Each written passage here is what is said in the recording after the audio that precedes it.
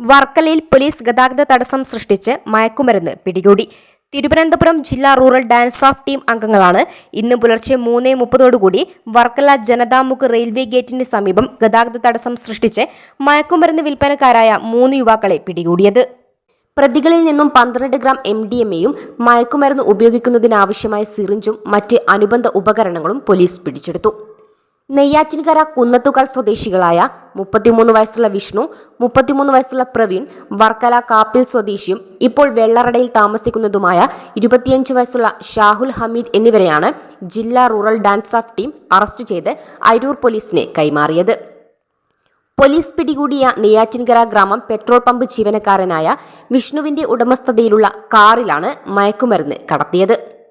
സംശയാസ്പദമായ രീതിയിൽ ഒരു കാർ ഇന്നലെ വർക്കല കേന്ദ്രീകരിച്ച് വിവിധ ഭാഗങ്ങളിൽ കറങ്ങുന്നത് ശ്രദ്ധയിൽപ്പെട്ട ഡാൻസ് ഓഫ് ടീം അംഗങ്ങൾ ഈ കാറിനെ കുറിച്ചുള്ള വിവരങ്ങൾ ശേഖരിച്ചതിൽ നിന്നും നെയ്യാറ്റിൻകര പോലീസ് സ്റ്റേഷൻ പരിധിയിൽ മയക്കുമരുന്ന് കേസിൽ പിടിയിലായ യുവാവിൻ്റെതാണെന്ന് മനസ്സിലാക്കി. തുടർന്ന് ഡാൻസ് ഓഫ് അംഗങ്ങൾ ജാഗ്രതയോടെ കാറിനെയും കാറിനുള്ളിൽ ഉണ്ടായിരുന്ന 3 അംഗ സംഘത്തെയും പിന്തുടരുകയായിരുന്നു. വർക്കലയിൽ നിന്നും ഈ വാഹനം കൊല്ലത്ത് എത്തുകയും കൊല്ലത്ത് നിന്ന് വീണ്ടും ഇന്ന് പുലർച്ചെയോടെ വർക്കലയിൽ എത്തുകയുമായിരുന്നു. പുലർച്ചെ 3:30 മണിയോടുകൂടി ജനതാമുക്ക് റെയിൽവേ ഗേറ്റിന് സമീപം റോഡിൽ ഗതാഗത തടസ്സം സൃഷ്ടിച്ച പ്രതികൾ സഞ്ചരിച്ചിരുന്ന കാർ നിർത്തിയതും ഡാൻസ് ഓഫ് ടീം അംഗങ്ങൾ വാഹനത്തെ വളഞ്ഞു പ്രതികളെ പിടികൂടുകയുമായിരുന്നു.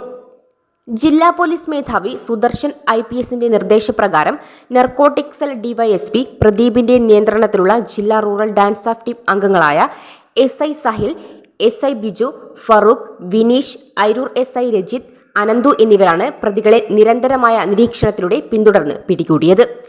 5 തെങ്ങ് SHOയുടെ നേതൃത്വത്തിൽ നിയമ നടപടിക്രമങ്ങൾ പൂർത്തീകരിച്ചു. Beacon news Varkala.